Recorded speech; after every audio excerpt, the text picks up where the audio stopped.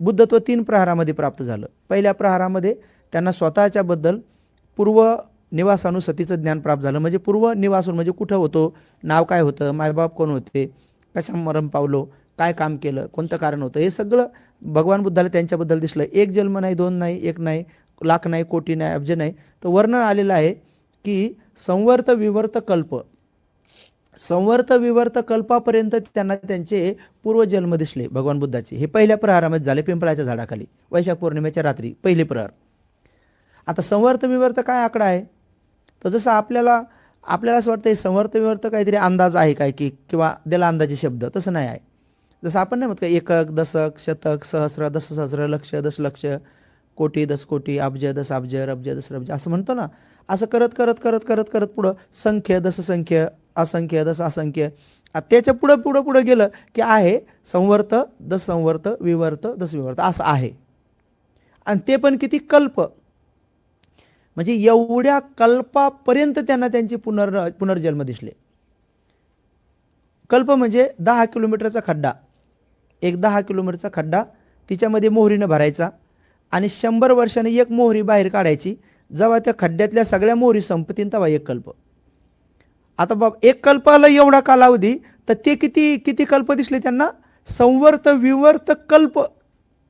म्हणजे विचार करा तुम्ही की पहिल्या प्रहारात म्हणजे 4 घंट्यात, 4 घंट्यामध्ये त्यांना एवढ्या स्पीडनं त्यांचे पुनर्भव दिसले. आणि मग दुसऱ्या प्रहारामध्ये त्यांना बाकीच्या प्राण्यांचं दिसलंय. दुसऱ्या प्रहारात असं ज्ञान प्राप्त झालं. बुद्धत्व प्राप्त म्हणजे काय, आता अनेक लोक जे आहेत ना, ह्या गोष्टी वारंवार सांगितल्या पाहिजे लोकांना, तेव्हा लोकांना बुद्धिझम कळण. आपल्याकडे बुद्धिस्ट कसे आहेत, त्यांना विचारलं की तुम्ही कोण आहात, ते म्हणते आम्ही बुद्धिस्ट आहेत. बुद्धिस्ट आहेत ते म्हणतात नाही आम्ही पुनर्जन्म मानत नाही.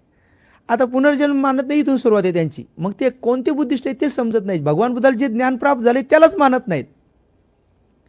त्यांना जर विचारलं भगवान बुद्धाला ज्ञान प्राप्त झालं म्हणजे काय झालं, ते म्हणते काय होते आम्हाला नाही, पण आम्ही पुनर्जन्म नाही ते सांगताना बघायला सांगतात आम्ही नाही. ते म्हणते भगवान बुद्धाच्या धर्मातच पुनर्जन्म नाही असं म्हणतात, म्हणजे बुद्धच मानत नाही असं म्हणून टाकतात. मी म्हटलं तुम्ही बुद्ध आहेत का, नाही म्हणे. मग तुम्ही कसं काय सांगता की बुद्ध मानतात, बुद्ध काय मानतात काय नाही मानतात हे तर ग्रंथात असेल ना. मग त्रिपिटक ग्रंथ लोक वाचत नाहीत. तर भगवान बुद्धाच्या ज्ञानाला न मानणारे 80% बौद्ध आहेत आपल्याकडे. कसं होईन या बौद्धांचं, किती किती भयान परिस्थिती आहे. तर काय केलं पाहिजे, सगळ्याच भिक्षूंना माझं नम्र विनंती आहे आणि समजदार सगळ्यांना आहे की लोकांनी आता जास्त प्रवचन नाही देऊ, त्यांनी सगळ्यांनी एकच समजून सांगावं की वैशाख पौर्णिमेच्या दिवशी सिद्धार्थ गौतमाला जे ज्ञान प्राप्त झालं ते काय झालं तेच सांगावं. की पहिले प्रहर, दुसरी प्रहर, तिसरी प्रहर, 3 प्रहारामध्ये बुद्धत्व प्राप्त झाले. मग पहिल्या प्रहारात काय, पुब्बे निवासानुसती. पुब्बे म्हणजे पूर्व, निवासानु म्हणजे पूर्वी मी कुठं निवासाला होतो, कोणतं गाव होतं, कोणतं नाव होतं, कोणते मायबाप होते, कोणतं गोत्र होतं, कोणतं कुळ होतं, आणि मरण्याचं काय कारण होतं, आणि मेल्यानंतर मग नंतर कोणत्या भावात गेलो, हे सगळं सगळं सगळं स्वतःबद्दल कळलं. 1 नाही 2 नाही, संवर्त विवर्त कल्पापर्यंत ज्ञान त्यांना प्राप्त झालं. दुसऱ्या प्रहारामध्ये त्यांना त्या ज्ञानामध्येच भर पडली. ते ज्ञान असं त्यांना कळलं, बाकीच्या प्राण्यांचं बी कळलं. मग कोणत्या प्राण्यांचं, तर मुंगीपासून तर हातीपर्यंत 2 पायाचे, बिना पायाचे, 4 पायाचे आणि बहुपायाचे सगळ्याच प्राण्याबद्दल कळलं त्यांना, सगळ्यांबद्दल कळलं. कसं कळलं म्हणतात, तर पूज्य गुरु भंतेजींनी एक ग्रंथ लिहिला आहे बुद्ध कोण आहे म्हणून हिंदीमध्ये. तिच्यामध्ये एक खूप सुंदर वर्णन केलं. जसं की एखादा मनुष्य स्वतः समजा एका गावाला जातो, तर जाताना त्याला सगळा रस्ता दिसतो की मी ह्या अशा रस्त्याने या गावाला चाललो. समजा उदाहरणार्थ एक माणूस समजा आडगावला गेला, आडगाव जावलेहून तसंच पायी पाचोडला गेला, पाचोडून निघला असाच इकडं पुढं, मग नंतर इकडं पारुंडीला आला, पारुंडीवरून निघला आणि मग इकडं, आता मला 2-4 गावाचं नाव माहिती आहे, आता पाठ करा. कोणते, हां काद्राबादला गेला तिकडं. आता जे इथं उपासक आहे त्याच्याच गावाला चालला कधी आहे का नाही, बरं ठीक आहे काय हरकत आहे. मग काद्राबादला गेला, समजा काद्राबादला गेला, काद्राबादून औरंगाबाद लईच लांब फिरला बघा इकडे. आता इतक्या लांब पैसा, हां जवळजवळ समजा चितेगावला गेला समजा. आता विचार करा, तो जाताना त्याला रस्ता किती स्पष्ट दिसन, आणि मग तो पुन्हा इथं संगगिरीला आला. कुठून गेला होता, संगगिरीहून. तर संगगिरीहून गेला तो, आडगावला गेला, इकडं पाचोडला गेला, नंतर असा इकडं पारुंडीला गेला, मग काद्राबादला गेला, मग चितेगावला असा, आणि पुन्हा इकडं आला. तर म्हणे जेवढं त्याला स्पष्ट हे जाताना रस्ते दिसले त्यांना स्पष्ट, की मी असा इथं गेलो, असा इथं गेलो, असा इथं गेलो, आणि पुन्हा तो डबल डबल पुन्हा ह्या गावाला गेला, डबल डबल गेला, दोनदा गेला, तीनदा गेला.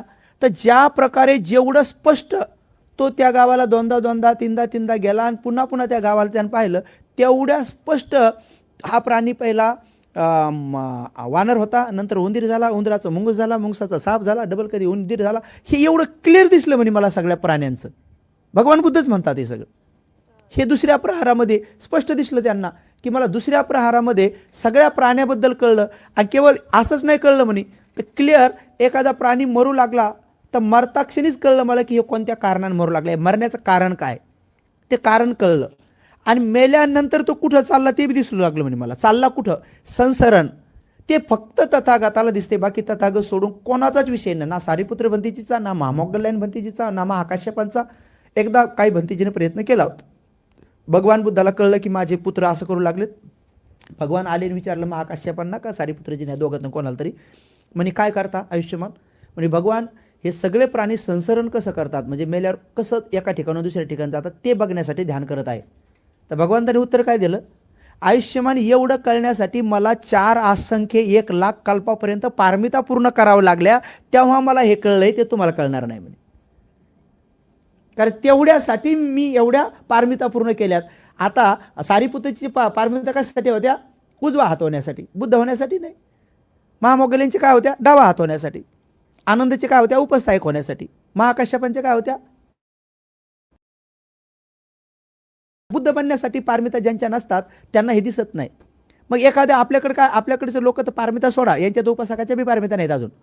तर उपासकांनी कुठल्याही प्रकारचं बुद्धत्वाच्या पारमिता न पूर्ण करता त्यांची काय इच्छा आहे की जे भगवान बुद्धाला जेवढं क्लिअर दिसलं तेवढं आम्हाला क्लिअर दिसलं पाहिजे, तर आम्ही मानू. असे सोप्या भाषेत सांगायचं तात्पर्य म्हणजे काय? DMLTचा कोर्स न करता ब्लडमध्ये शुगर किती आहे, काय आहे, डेंगू कसं आहे, आम्हाला दिसलं पाहिजे. असं हातात घेतल्यावर दिसलं पाहिजे. हातात घेतल्यावर दिसतं का ते?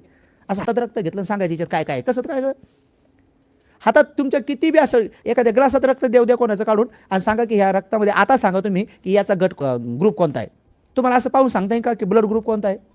नाही, नाही सांगता येत. मग तुम्हाला डोळे तर आहेत, मग या डोळ्याने का बरं ब्लडमध्ये कोणता ग्रुप आहे, तिच्या डेंगू आहे का, मलेरिया आहे का, त्याच्यानंतर तिच्यात कॉलरा आहे का, किंवा आणखी तिच्यात प्लाझ्मा किती आहे, किंवा काय किती आहे, किंवा सोप्या भाषेमध्ये आता काय येऊन गेलं मागं ते कोरोना कोरोना कोरोना आहे का तिच्यात, हे कळतंय का तिच्यात? आपल्याला काही नाही कळत, डोळ्यांना नाही कळत. मग त्या काय कशाचा आधार घ्यावा लागतो? मशीनचा.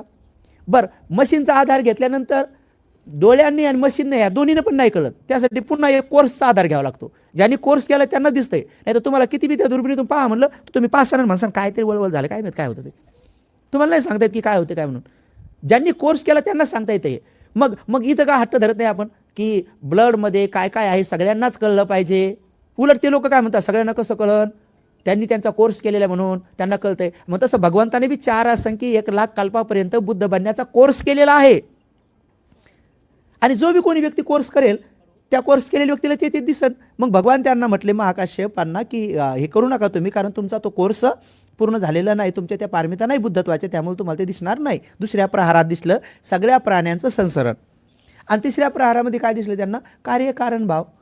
कार्यकारण भाव म्हणजे काय की ह्या गोष्टीला हे कारण आहे त्याच्यामुळे त्याचं कार्य होते आणि तेच कार्य पुढे दुसऱ्या गोष्टीचं कारण बनतंय. उदाहरणार्थ दूध. दुधाचं काय झालं? दही. आता दह्याचं कारण काय? दह्याचं कारण आहे दूध. कारण आहे ना, जर दूधच नसतं तर दही झालं असतं का? मग दह्याचं कारण आहे दूध आणि दुधाचं कार्य काय आहे? दही. बरं झालं, इथपर्यंत नाही थांबलं. म्हणजे दह्याचं झालं लोणी. आता लोणी झालं तर लोणी काय झालं? आता लोणी नाही, तू नंतर करू आपण त्याला. सध्या आता आपलं कार्यकारण भाव पाहायचं ना, आपल्याला कार्यकारण भाव पाहायचं ना. हां, आता लोणी झालं तर लोणी हे दह्याचं काय आहे?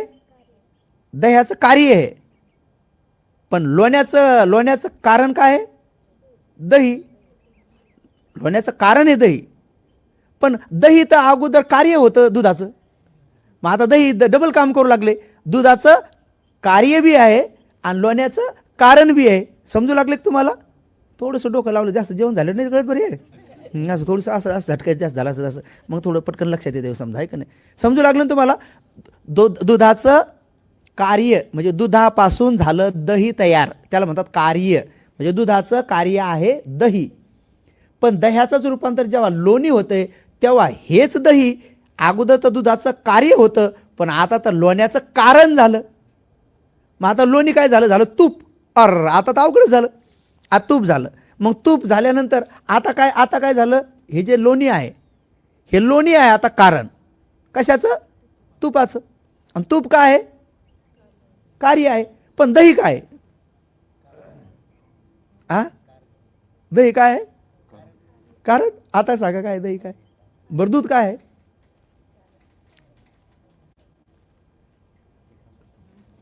तर इथं काय सांगितलं, शिकवलं भगवंतांनी, कार्य कारण भाव.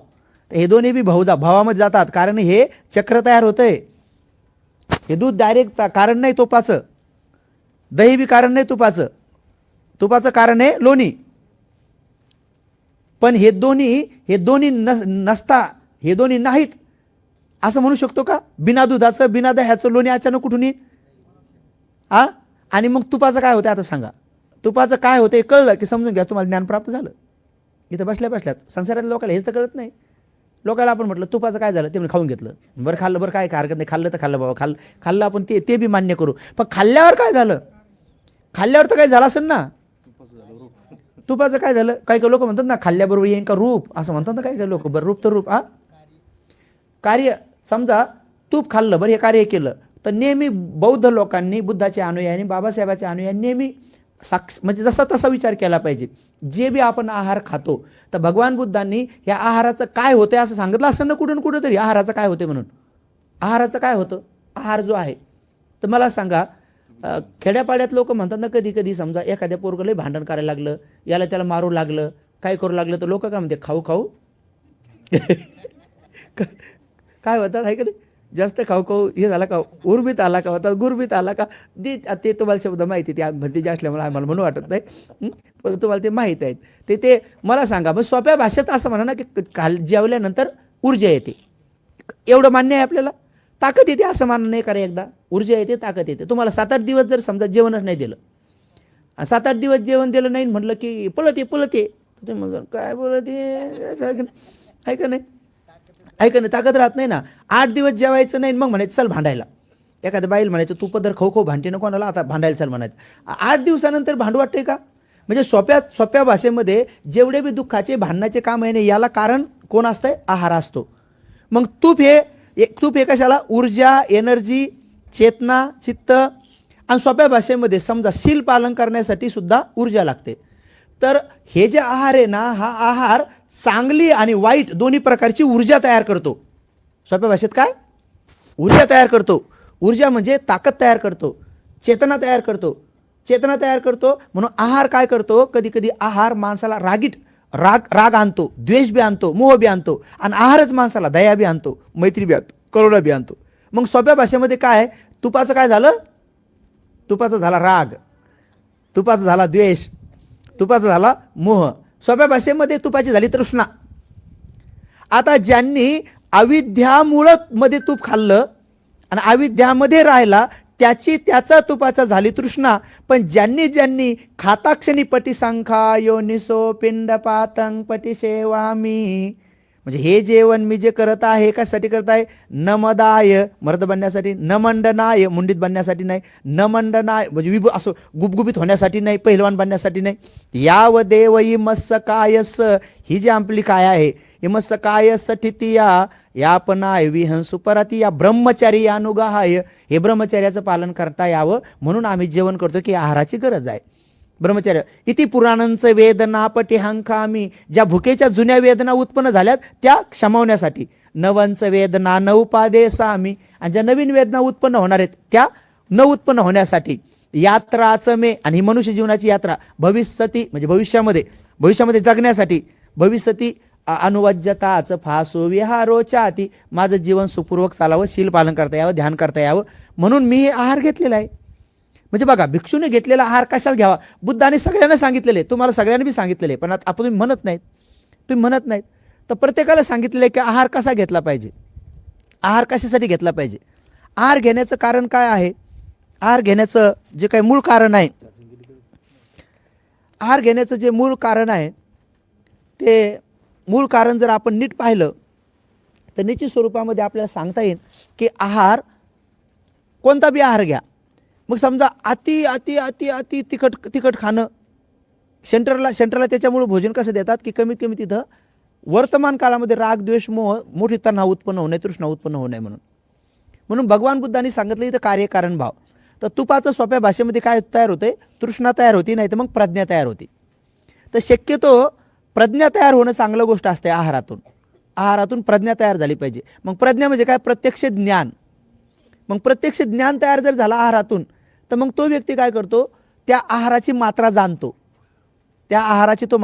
जाणतो, आणि जो तृष्णेनं आहार काढतो तो त्याची मात्रा जाणत नाही. आणि मग भगवान बुद्ध म्हणतात की अरहंत होण्यासाठी, दुःखमुक्त होण्यासाठी एक शील लागते पुढे चालून. कोणतं, इंद्रिय संवरशील. इंद्रिय संवरशील म्हणजे हे जे आपले इंद्रिय आहेत, ह्या इंद्रियाचा संवर करता आला पाहिजे. म्हणजे डोळ्याने रूप पाहिलं तर डोळ्याने रूप पाहिल्यानंतर डोळे आपल्या ताब्यात नाहीत आणि ते रूप बी आपल्या ताब्यात नाही. म्हणजे आता कौरक डोळे लावून बसावं आणि संसारातल्या सगळ्या लोक कोणाकोणाला मारून टाकावं. आणि लोकांना मारलं तर झाडावर बी आसक्ती उत्पन्न होती. कधी कधी झाड पाहिल्यावर बी कोणाला वाटते की यार लय मस्त लाकडं होती न्याची, तोडावं का काय, आहे का नाही. कशावर बी आसक्ती उत्पन्न होती. महिलांना शेण पाहिल्यावर त्यांना शेणावर आसक्ती उत्पन्न होती, नेऊ काय सारवायला घरी. असं नाही की ते माणसावर आसक्ती उत्पन्न होती. खेड्यापाड्यातल्या महिलांना जर शेण जरी दिसलं तर त्याला वाटते बाई काय भारी शेण एवढं, माय असं दणदण सारून घेतलं असतं घर, आहे का नाही. त्याला वाटते आपली चूल. त्यांना काही पाहिलं तर काही पाहिलं घ्या वाटते, काळ्या पिढ्या काही. हे डोळे आहेत, या डोळ्याने रूप पाहिलं की विज्ञान तयार होते.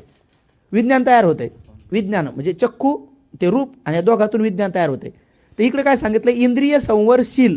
ज्या माणसाकडे विज्ञानाला जाणण्यासाठी प्रज्ञा असते, प्रत्यक्ष ज्ञान म्हणजे कोणतं, या डोळ्याने ते रूप पाहिलं, रूप पाहिल्यानंतर त्याने ओळखलं, तेवढंच पाहून ते निघून गेले, तर त्याला म्हणतात प्रज्ञा.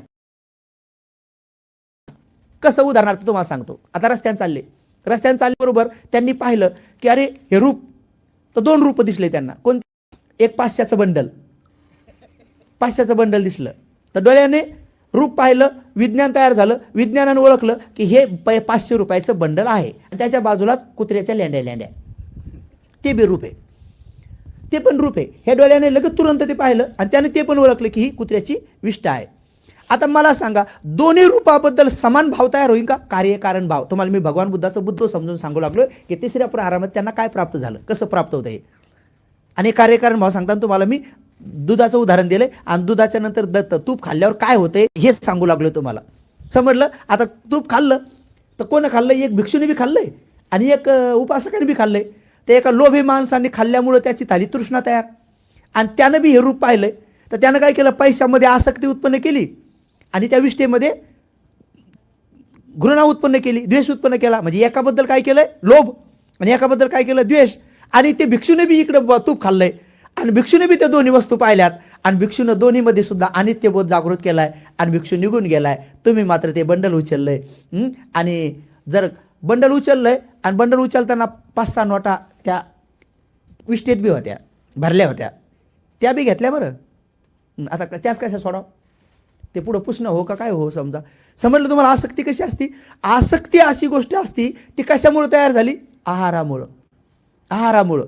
आणि आहार कशामुळे तयार होतो, आहार जो तयार होतो ना, भगवंताने सांगितलं आहार कशाला लागतो, आहार विकाराला लागतो. जे विकार असतात ना ते अधिक तीव्र विकार होतात. पण संध्याकाळचं जर भोजन नाही खाल्लं तर मग त्या लोकांना उपवासाचं चांगलं पालन करता येते. म्हणून भगवान बुद्ध संध्याकाळच्या आहाराचं घेऊ नका म्हणतात, कारण तिच्यातून तन्ना जास्त उत्पन्न होते.